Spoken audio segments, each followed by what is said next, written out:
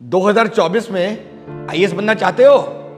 तैयारी स्टार्ट कर दी है। लेकिन पहले ये तो बताओ कि आप यूपीएससी वर्दी हो भी कि नहीं। प्रिपरेशन सही डायरेक्शन में चल रही है कि नहीं चल रही है, ये कैसे पता लगेगा? भाई सबका तो चाचा मामा पापा आईएएस आईपीएस तो होते नहीं है। तो all India smash scholarship test for 2024 attempt करो। आपको अप टू 100% स्कॉलरशिप मिल सकती है हमारे मेंटरशिप प्रोग्राम में। लेकिन उससे भी ज्यादा बड़ी बात, रजिस्टर करते ही आपको 10,000 का माल, 10,000 का स्टडी मटेरियल, लेक्चर और इसके साथ हमारे रैंकर के साथ एक 1-to-1 सेशन जहां आप अपनी प्रॉब्लम, अपनी स्ट्रेटजी डिस्कस कर सकते हैं, ये सब मिलेगा। तो दिए हुए लिंक पे रजिस्टर करिए तुरंत। Hi everyone, my name is Kamal Chaudhary. Welcome to Delhi Knowledge Track. I secured rank 1 in Haryana Civil Services.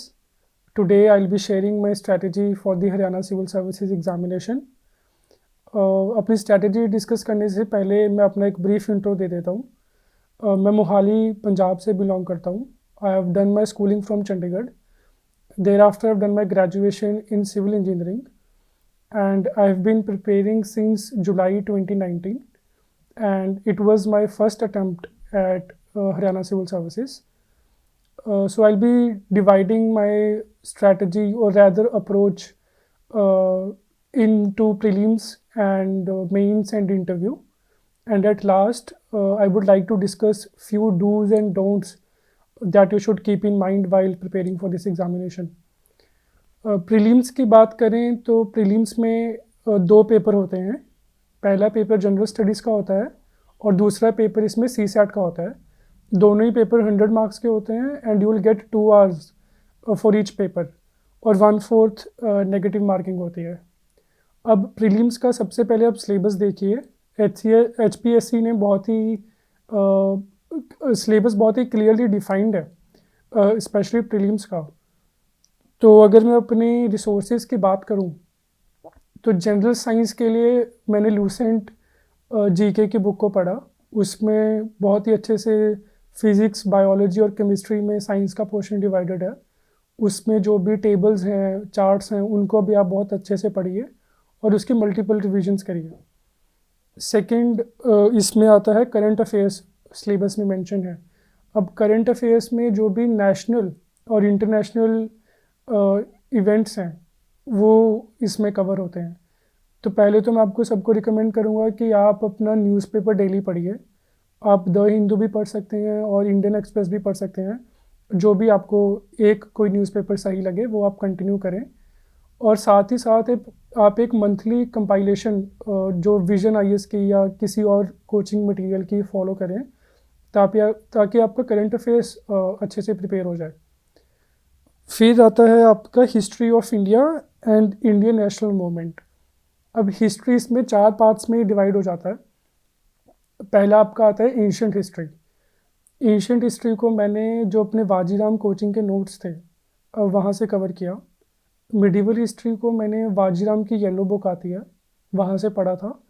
फिर आपका मॉडर्न हिस्ट्री को मैंने स्पेक्ट्रम की जो राजीव अहीर सर की बुक है वहाँ से पढ़ा था।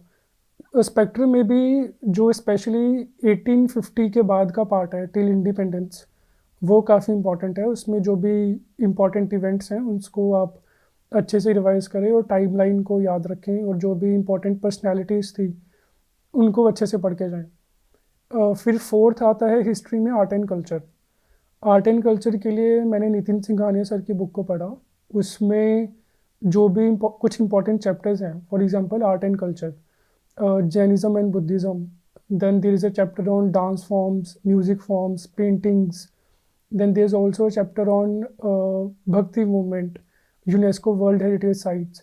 ये कुछ इंपॉर्टेंट चैप्टर्स हैं, इनको आप काफ़ी अच्छे से पढ़ें और बार बार रिवाइज करें क्योंकि इनसे डायरेक्ट क्वेश्चन आने के बहुत चांसेस होते हैं।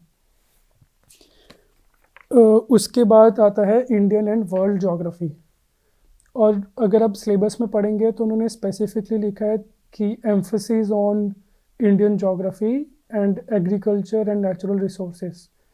तो इसमें जो इंडियन ज्योग्राफी वाला पार्ट है वो काफ़ी इंपॉर्टेंट हो जाता है उसके लिए जो क्लास 11th की एनसीईआरटी है वो अच्छे से पढ़ें और बार बार रिवाइज करें। इसमें आप क्लास 10th की एनसीईआरटी भी पढ़ सकते हैं और दोनों को कॉम्प्लीमेंट करके पढ़ें। देन वर्ल्ड ज्योग्राफी के लिए आप क्लास 11th की फिज़िकल एनवायरनमेंट की एनसीईआरटी है उसको पढ़ें। मैंने साथ में ही इसके साथ जो अपने वाजीराम के मनोचा सर के नोट्स थे उनको रिवाइज़ किया था, तो ज्योग्राफी मैंने यहाँ से प्रिपेयर किया। और साथ में आप जो मैपिंग है उसको भी ध्यान दें। मैपिंग के लिए आई वुड रिकमेंड कि यूट्यूब पे ऑनलाइन आईएएस के वीडियोस हैं, उनको आप एक बार देख सकते हैं। फिर आता है इंडियन पॉलिटी।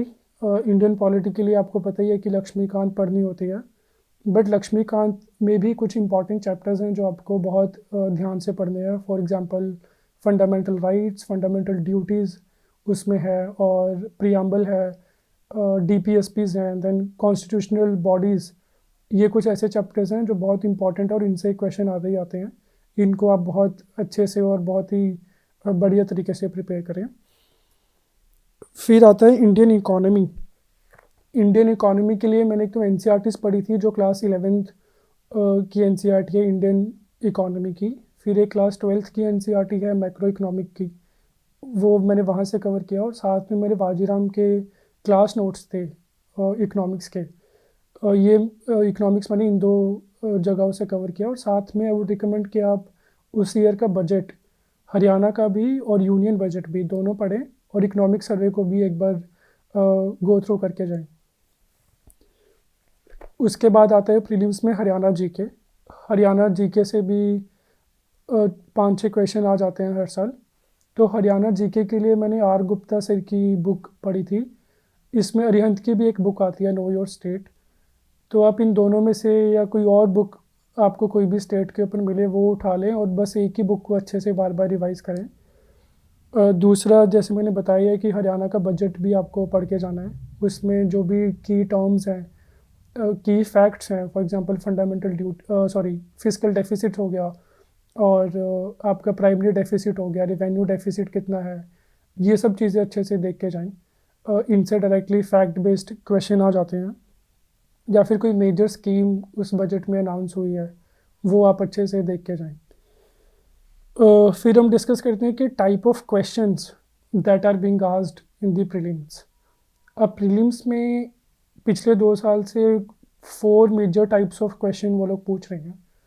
एक तो स्टेटमेंट बेस्ड क्वेश्चन आते हैं कि आपको 2 स्टेटमेंट्स दे दी जाएंगी, देन कुछ ऑप्शंस होंगे कि whether statement 1 is right, then statement 2 is false, और both statement 1 and 2 are right.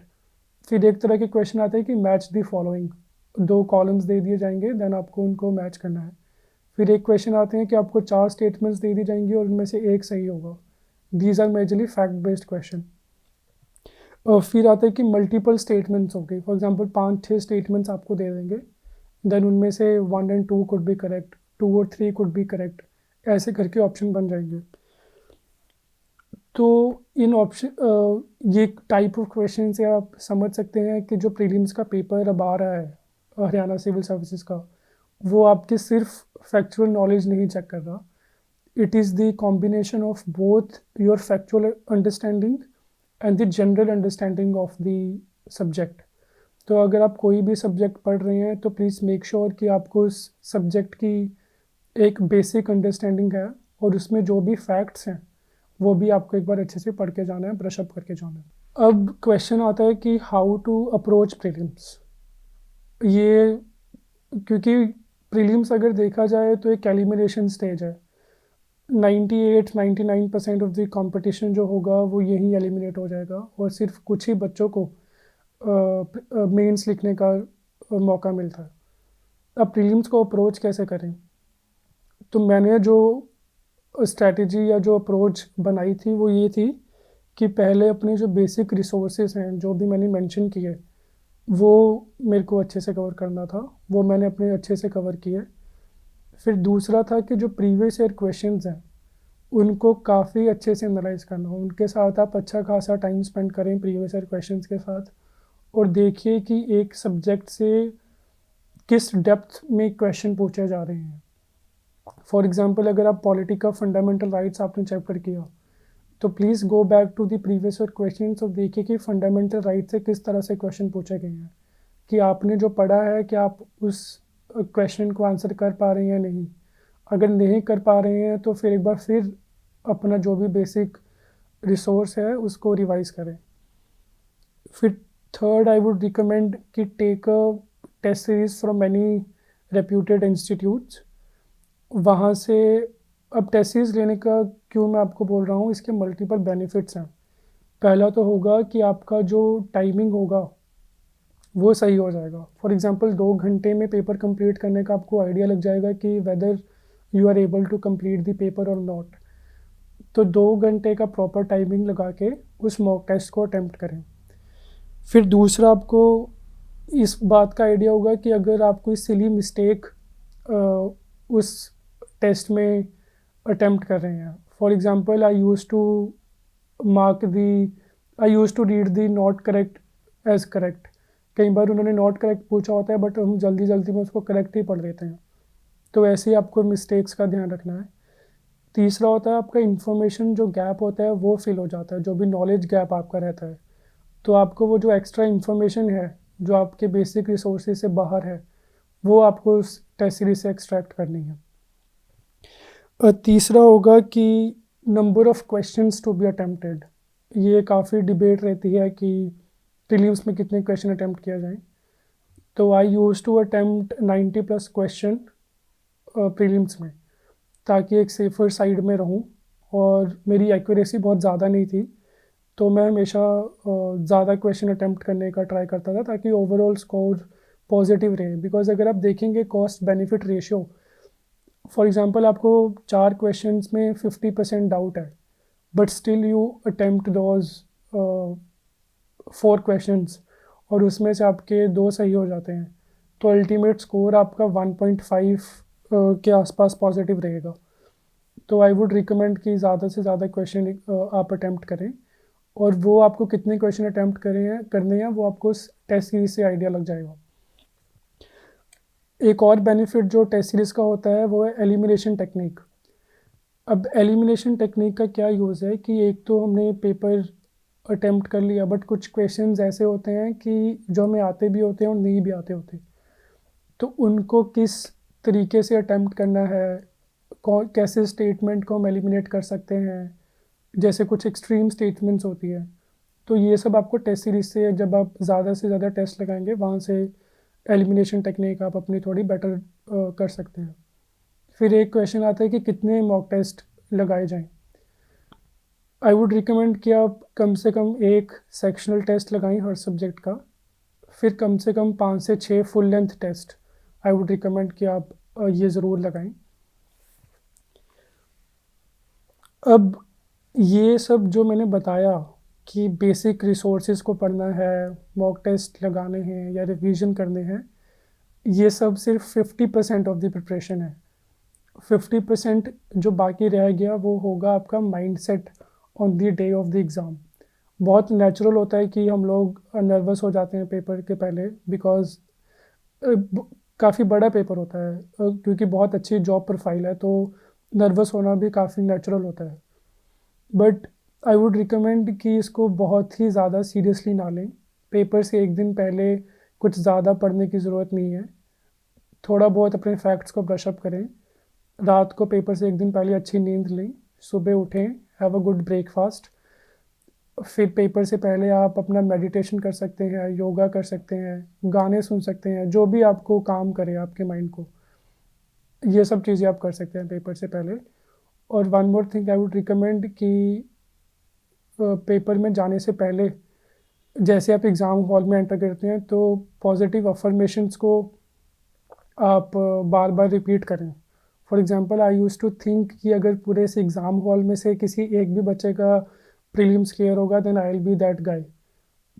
Because have faith in your preparation. आपने बहुत मेहनत की है स्टेज तक पहुंचने के लिए, तो जब आप खुद को बार बार पॉजिटिव अफर्मेशंस देते हैं then you will have a good confidence while attempting the paper. No, अगला क्वेश्चन आता है कि how to attempt the prelims का paper. You have entered the exam hall, अब प्रीलिम्स का पेपर आपके सामने आ गया, अब इसको कैसे अटेम्प्ट किया जाए। तो मेरी जो अप्रोच रहती थी वो मैं आपसे शेयर करता हूँ। मैं अपना प्रीलिम्स का पेपर 3 स्टेजेस में डिवाइड करके अटैम्प्ट करता था। जो शुरू का 1 घंटा होता था उसमें मैं 100 क्वेश्चंस को देख लेता था, और जो जो क्वेश्चंस मेरे को आते थे उनको क्वेश्चन पेपर में ही मार्क कर लेता था। फिर जो नेक्स्ट 40 मिनट्स थे उसमें मैं अपनी ओएमआर शीट फिल करता था जो क्वेश्चन मैंने अटैम्प्ट कर दिए हैं, और जिन क्वेश्चन में मेरे को डाउट होता था, फॉर एग्जांपल 60-70% मेरे को वो क्वेश्चंस आते थे, वो मैं अटैम्प्ट कर लेता था। देन लास्ट के जो 10 या 20 मिनट बचे होते थे उनमें मैं थोड़ा रिस्क लेके अपना जो क्वेश्चन का बेंचमार्क था कि मेरे को 90 से ऊपर क्वेश्चन अटैम्प्ट करने हैं, वो फिर मैं लास्ट के 10 या 20 मिनट में करता था। तो ऐसे करके मैंने अपने पेपर को 3 स्टेजेस में डिवाइड कर दिया था। एक और मैं चीज़ रिकमेंड करूँगा कि कई बार क्या होता है कि हम एक ही क्वेश्चन पे अटक जाते हैं।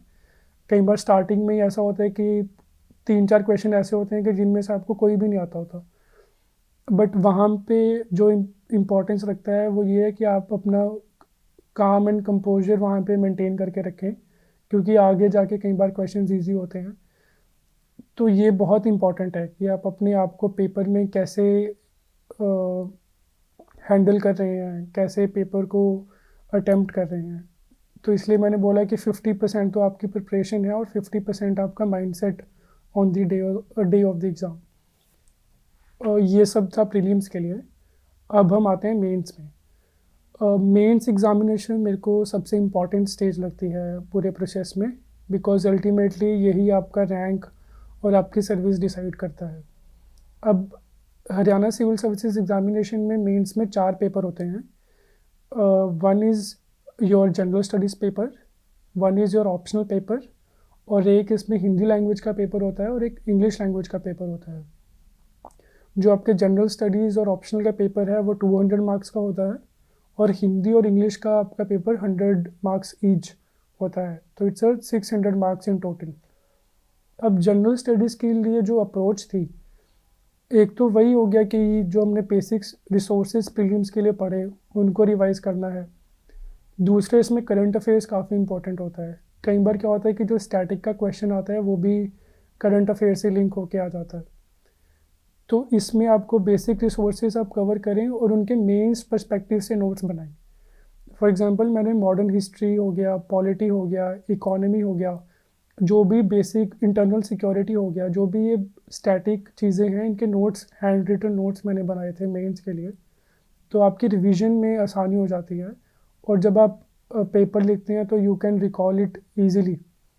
तो note making I would recommend specially for the mains examination.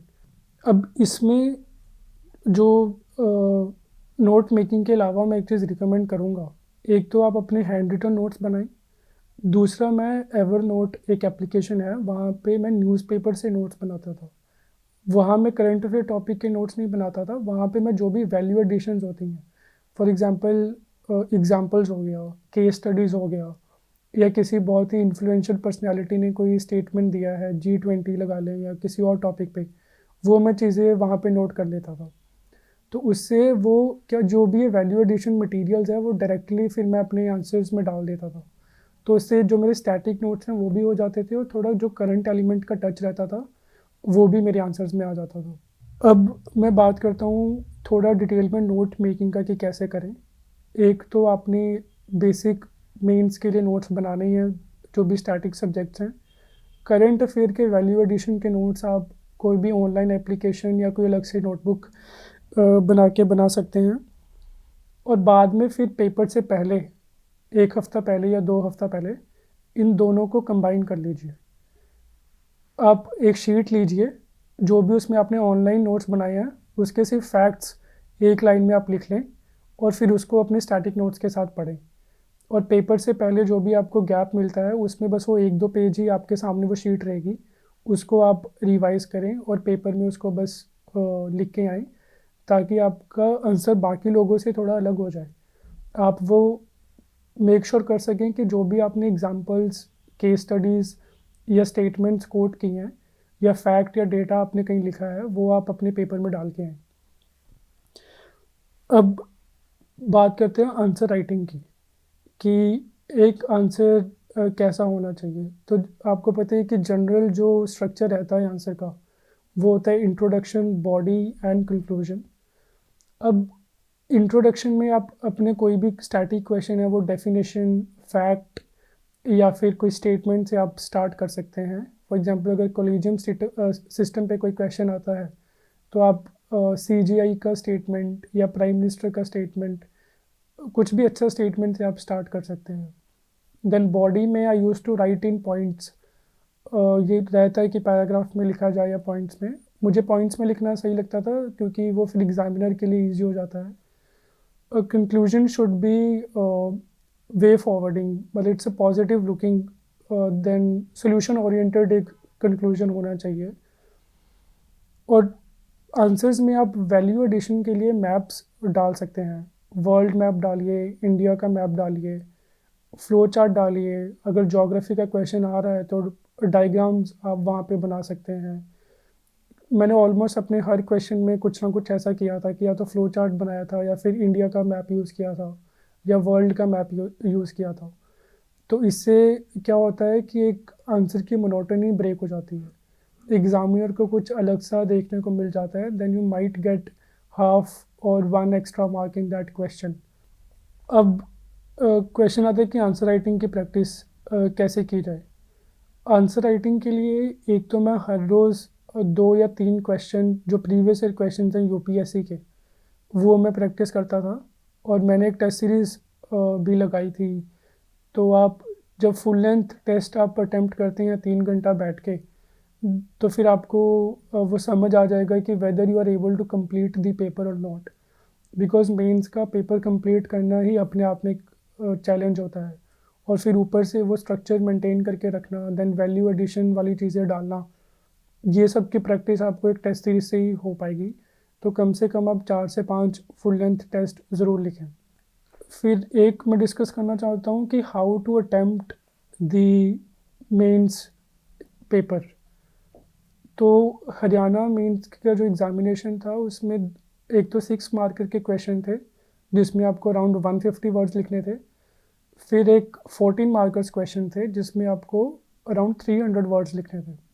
तो I use to attempt 14 markers first, फिर मैं वो ख़त्म करके 6 मार्कर्स पे अपना वापस आता था। तो for 14 markers I used to give around 10 minutes, 10 to 10.5 minutes, or for 6 marker I has decided that I will give around 7 minutes. तो इससे क्या होता है कि आप हर क्वेश्चन को एक इक्वल इंपॉर्टेंस देते हैं। कई बार क्या होता है कि हमें कोई क्वेश्चन आता है तो हम उसमें अपनी नॉलेज दिखाने के चक्कर में काफ़ी लिख देते हैं, तो बाकी क्वेश्चन के साथ थोड़ा कॉम्प्रोमाइज़ हो जाता है। एक यूनिफॉर्मिटी मेंटेन करके रखें अपने आंसर्स में, हर क्वेश्चन को इक्वल टाइम दें और जितना आपको आता है जब आपका टाइम खत्म हो जाए देन प्लीज़ उसको फटाफट कंक्लूड करके अपने नेक्स्ट क्वेश्चन पे मूव ऑन कर दीजिए ताकि आपका पेपर एटलीस्ट कंप्लीट हो जाए। अब बात करते हैं ऑप्शनल की। पहले तो आई वुड रिकमेंड कि आप अपना ऑप्शनल चूज़ करने से पहले अच्छा खासा टाइम स्पेंड करें, प्रॉपरली एनालाइज करें कि आप कौन सा ऑप्शनल चूज़ करना चाहते हैं। बिकॉज कई बार ऑप्शनल आपको लंबा पढ़ना पड़ जाएगा और उस सब्जेक्ट में अगर आपको इंटरेस्ट ना हो फिर वो कहीं ना कहीं मुश्किल आपके लिए क्रिएट कर देगा। तो ऑप्शनल चूज़ करने के लिए पहले देखिए कि अगर आपके ग्रेजुएशन का सब्जेक्ट ऑप्शनल की लिस्ट में है तो आप उसे भी चूज़ कर सकते हैं। बट अगर आपको उतना कॉन्फिडेंस नहीं है अपने ग्रेजुएशन के सब्जेक्ट पे तो आप एक बार बाकी जो ऑप्शनल्स हैं उनका सिलेबस भी एक बार देख सकते हैं कि वो आपको कितना समझ में आ रहा है। फिर आप थर्ड फैक्टर देखिए कि आपका इंटरेस्ट जो ऑप्शनल चूज़ कर रहे हैं उसमें कितना आपका इंटरेस्ट रहेगा। Then third factor would be कि जो क्या उस ऑप्शनल के लिए एडिक्वेट रिसोर्सेज, नोट्स या गाइडेंस अवेलेबल है कि अगर आपको उस ऑप्शनल को अच्छे से पढ़ना है तो उसके लिए प्रॉपर गाइडेंस और रिसोर्सेज को ज़रूर देखिए। अब ऑप्शनल की आंसर राइटिंग जो होती है वो मेंस के आंसर जनरल स्टडी के आंसर राइटिंग से काफ़ी अलग है। बिकॉज अगर आप देखेंगे तो ऑप्शनल का जो सिलेबस है वो थोड़ा मास्टर्स लेवल का रहता है। देन एग्जामिनर वुड एक्सपेक्ट कि जो आप आंसर लिख रहे हैं उसमें वो थोड़ी मेचोरिटी दिखे, वो थोड़ी अंडरस्टैंडिंग ऑफ द सब्जेक्ट उसमें रिफ्लेक्ट होनी चाहिए। फॉर एग्ज़ाम्पल मेरा ऑप्शनल एंथ्रोपोलॉजी था, तो आई वुड मेक श्योर कि वाइल राइटिंग आंसर मेरा जो आंसर था वो जीएस के आंसर जैसा ना लगे। उसमें आप थिंकर्स कोट कर सकते हैं, केस स्टडीज़ कोट कर सकते हैं, बुक्स के नाम आप कोट कर सकते हैं, ताकि आप एक अपनी अंडरस्टैंडिंग उस ऑप्शन की तरफ दिखा सकें। तो मैं अगर अपने ऑप्शनल की बात करूं एंथ्रोपोलॉजी के लिए, तो मेरे आंसर्स एक तो यही कि थिंकर्स को कोट करना, बुक्स को कोट करना, बट एक मैंने जो थोड़ा अलग किया था शायद कि अपना जो कंक्लूजन था उसमें मैं एंड करता था हेडिंग देके कि कंटेम्प्रेरी रेलिवेंस या फिर anthropological relevance of the given question. तो उससे शायद ये लगता है कि अगर आपको कोई टॉपिक पूछा गया है कि आप उसको करंट इवेंट के साथ लिंक कर पा रहे हैं, या फिर आप उस पर्टिकुलर टॉपिक पे आपकी क्या राय है, तो वो आप उसको एंथ्रोपोलॉजिकल रेलेवेंस में लास्ट में कंक्लूड करके लिख सकते हैं।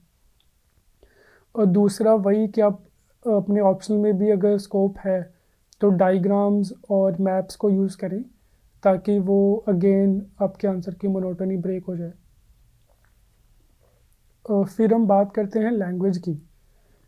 लैंग्वेज में हिंदी की अगर बात करें तो हिंदी के लिए मैंने राघव प्रकाश सर की एक बुक है, वहाँ से मैंने ग्रामर को कवर किया। और क्योंकि मेरा ग्रेजुएशन में इंजीनियरिंग था और 11th-12th में भी मैंने हिंदी नहीं पढ़ा था, तो 6 साल से मेरा हिंदी से थोड़ा टच छूट गया था। तो फिर मैंने हिंदी का न्यूज़पेपर भी पढ़ना शुरू कर दिया था अपने प्रीलिम्स के बाद। उसमें जो भी एडिटोरियल वाला सेक्शन आता है वो उसने मेरे को काफ़ी हेल्प किया, स्पेशली जो हिंदी का ऐसे लिखने में। तो फॉर एग्जांपल इस बार हिंदी के पेपर में जलवायु परिवर्तन पे ऐसे आया था, तो मैंने अपना ऐसे गुलजार साहब की एक पोइम है वहाँ से शुरू कर दिया था। तो आई गेस वो शायद एग्जामिनर को थोड़ा अच्छा लगा होगा। तो आप भी अगर ऐसा कर सकें तो अपने हिंदी के एसेस को में थोड़ी ऐसी फ्लो मेंटेन करें और थोड़ी इनोवेट करने की कोशिश करें। फिर बात करते हैं इंग्लिश की। इंग्लिश के लिए भी मैंने अपने एसेस पे काम किया था। अपना जो ऐसे का मैं स्टार्टिंग था वो एनेक्डोट से मैंने शुरू किया था। फॉर एग्जांपल हमें ऐसे का जो टॉपिक था, women who seeks to be equal with man lacks ambition. तो ये अपने अपने आप में काफ़ी एक कॉम्प्लिकेट टॉपिक था। तो मैंने इसका जो स्टार्ट किया वो मैंने अपनी जो current president honourable Droupadi Murmu, उनके मैंने स्टोरी से स्टार्ट कर दिया था। तो वहाँ से आपको एक जो रियल टच या फिर एक आपको रियल लाइफ स्टोरी से आप शुरू कर दें तो फिर आपके एग्जाम्पल को आपके ऐसे को थोड़ा अच्छा बना देता है ये सब चीज़ें। तो please innovate something in the essays and maintain a general flow in the essay, तो you will able to get good marks. अब हम बात करते हैं इंटरव्यू की।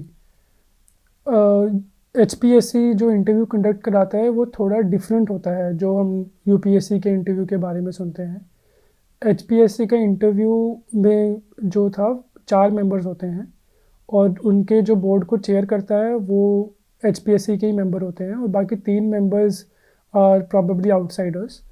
एंड उनके पास आपकी कोई भी डिटेल नहीं होती है and you are requested to not mention your personal details in the interview. तो काफ़ी अनोनिमिटी मेंटेन करी जाती है इंटरव्यू में। आपको अपनी कोई भी पर्सनल डिटेल नहीं रिवील करनी होती है और ना ही इंटरव्यूअर के पास आपकी कोई डिटेल होती है। तो इससे क्या होता है कि वो बहुत ही ऑब्जेक्टिव वे में आपको जज कर पाते हैं। इंटरव्यू की ड्यूरेशन अराउंड 20 to 25 मिनट्स रहती है और मेरा खुद का एक्सपीरियंस था कि मुझसे बहुत ही वेरियस फील्ड से क्वेश्चन पूछे गए थे। मेरे सिविल इंजीनियरिंग बैकग्राउंड से क्वेश्चन थे, बजट से क्वेश्चन थे और हरियाणा के जीके से भी क्वेश्चन थे। Overall it was a very cordial experience और मेंबर्स वर देयर टू जज योर पर्सनालिटी, बिकॉज अल्टीमेटली ये कोई वाइवा वॉस नहीं है, ये एक पर्सनालिटी टेस्ट है where the board members will जज that whether you are suitable for the civil services or not. So I would recommend कि इंटरव्यू में एक बहुत ही ऑनेस्ट अप्रोच लेके चले, अपनी ऑनेस्टी को वहाँ पे रिफ्लेक्ट करें कि अगर आपको कोई क्वेश्चन आता है तो प्लीज़ आंसर, अगर नहीं आता है तो आप सिंपली वहाँ पे कह सकते हैं कि सर आई डोंट नो और आई रीड अबाउट इट, और वो फिर नेक्स्ट क्वेश्चन पे मूव ऑन कर जाते हैं. तो maintain a very practical and sorted approach through all three stages, and you will able to clear it. Now we will discuss few do's and don'ts at the end. Now first I'll discuss few don'ts that you should not do while preparing for this examination. पहला तो मैं यही करूँगा कि do not skip the newspaper. हमें लगता है कि जो भी कंपाइलेशंस आती हैं मंथली या ईयरली, वहाँ से हमारा करंट अफेयर कवर हो जाएगा. बट अगर आप समझे तो न्यूज़पेपर का ऑब्जेक्टिव सिर्फ करंट अफेयर कवर करना नहीं है. न्यूज़पेपर का ऑब्जेक्टिव है कि आपको डेली बेसिस पे अपडेट रहना है कि हमारी सराउंडिंग्स में क्या हो रहा है. और दूसरा होता है कि आर्ट ऑफ एक्सप्रेशन को आपको सीखना है. जब आप न्यूज़पेपर एडिटोरियल्स पढ़ते हैं तो वहाँ से आपको पता चलता है कि कैसे एक आर्टिकल को लिखा जाता है, कैसे कैसे फ्रेजेस या प्रोवर्ब्स यूज़ होते हैं, that you can use in your answer writing. और तीसरा, जैसे मैंने बताया कि आपको वहाँ से वैल्यू एडिशन की जो चीज़ें हैं वो एक्सट्रैक्ट कर सकते हैं, एग्जांपल्स, केस स्टडीज़, डेटा जो डेली बेसिस पे रिपोर्ट्स आ रही हैं. तो ऐसे आपको न्यूज़पेपर का यूज़ करना है. दूसरा डोंट जो होगा वो होगा कि do not over do anything. कुछ भी चीज़ एक्सेस में करना हार्मफुल ही होता है. तो अगर आप किसी टॉपिक को पढ़ रहे हैं तो उसको इतना डिटेल में जाके ना पढ़ें कि आपके बाकी टॉपिक्स कॉम्प्रोमाइज़ हो जाएं. जितना एग्ज़ाम की डिमांड है उतना ही पढ़ें. हमें पीएचडी नहीं करनी है किसी भी टॉपिक पे, because it's eight the end of the day general studies का पेपर है. तो हर टॉपिक की एक जनरल अंडरस्टैंडिंग मेंटेन करें, और जितनी आपको प्रीवियस ईयर क्वेश्चन से डिमांड समझ आ रही है एग्जामिनर की, उतना ही बस उस टॉपिक को डिटेल में पढ़ें. Similarly do not over do the social media. हम लोग डिजिटल एरा में रह रहे हैं तो कहीं ना कहीं वो खुद को इतना रिस्ट्रेन करना तो मुश्किल हो ही जाता है. But I would still recommend कि एक सर्टेन टाइम लिमिट आप रखें कि इससे ज़्यादा मेरे को सोशल मीडिया नहीं यूज़ करना है, बिकॉज वो eight the end of the day वो डिस्ट्रैक्शन बन जाता है. एक डोंट मैं आपको जो रिकमेंड करूँगा is that do not take this exam as a life और डेथ सिचुएशन और वेरी सीरियसली. बिकॉज अब इस एग्ज़ाम में जो मेरी लिमिटेड अंडरस्टैंडिंग है वो ये है कि आप जितनी सॉर्टेड प्रैक्टिकल अप्रोच रखेंगे, जितना आप एग्ज़ाम के टाइम पे काम और कंपोज रहेंगे, उतना आप बेटर परफॉर्म कर पाएंगे. Then few dos that I would recommend is that one is be honest with your preparation, because you are the best judge of yourself. आपने कितना पढ़ा है वो आप खुद को ही पता है आपको, और आपको कहाँ इम्प्रूवमेंट करनी है ये भी आपको खुद ही एनालाइज करना है. दूसरा is do focus on revision. कई बार हम रिवीजन पे इतना ध्यान नहीं देते कि एक बार सब्जेक्ट पढ़ लिया तो शायद हमें याद होगा, बट इस एग्ज़ाम में revision is very important. Her subjects के मल्टीपल रिविजन्स करें, then it would help you in all the three stages. Third is that be consistent. मैंने आज मान लो 8 घंटे, for example I used to study 7 to 8 hours daily, but I would make sure कि अगर मैंने आज 8 घंटे पढ़ाई किया तो मैं कल भी 7 से 8 घंटे की पढ़ाई करूँगा. कोई भी चीज़ एक्सेस में ना करें कि एक दिन 10 घंटे पढ़ लिया और फिर अगले दिन आप 2 ही घंटे पढ़ पा रहे हो.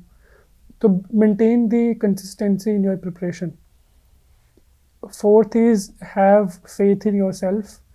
If you have decided to prepare for this exam, तो you have the courage to clear this exam. तो अपने आप में faith रखिए और एक belief रखिए that you will be able to clear this exam. And yes, there are lows and highs in this exam. They will be good and bad days. But what's matter the most is कि आप कितना एक perseverance और एक जो करेज वाला जो attitude है वो मेंटेन करके रखेंगे, ये आपको ज़रूर हेल्प करेगा. एक जो और डू मैं आपको रिकमेंड करूँगा is that do some physical activity. वो चाहे आप रनिंग करें, मेडिटेशन करें, योगा करें, कोई भी आपको अच्छा लग रहा है, कोई भी एक एक्टिविटी आप करें, because it will boost your confidence. Other is that surround your self with the good people, the people who support your cause, the people who supports your dream or vision or who help you grow. वो आपके family members होंगे, आपके friends होंगे, आपके siblings होंगे, cousins होंगे, जो आपको कंटिन्यूसली मोटिवेट करें. बिकॉज जब आप फेल होते हैं then these are the people who are there to support you और आपकी प्रिपरेशन को कंटिन्यू करने में हेल्प करते हैं. At the end I would say कि do what floats your boat, ये एक ऐसा मंत्र था जिसको मैंने शुरू से ही अपने साथ रखा है. बिकॉज अभी मैंने आपके साथ काफ़ी चीज़ें शेयर की, रिसोर्सेज शेयर किए, अप्रोच शेयर की, डूज़ एंड डोंट्स शेयर किए. बट इनमें से आप वही चीज़ें ऑप्ट करें अपनी प्रिपरेशन में जो आपकी एप्टीट्यूड से या फिर आपकी पर्सनैलिटी से मैच करती हैं. तो eight the end of the day जो आपकी खुद की अप्रोच होगी, खुद की एक सेल्फ एनालिसिस करने की कैपेबिलिटी होगी, वो आपको इस एग्ज़ाम में सक्सेस दिलाने में हेल्प करेगा. तो I wish you very all the best for the upcoming Haryana civil services examination. I wish you all clear this examination and all the best. Thank you so much.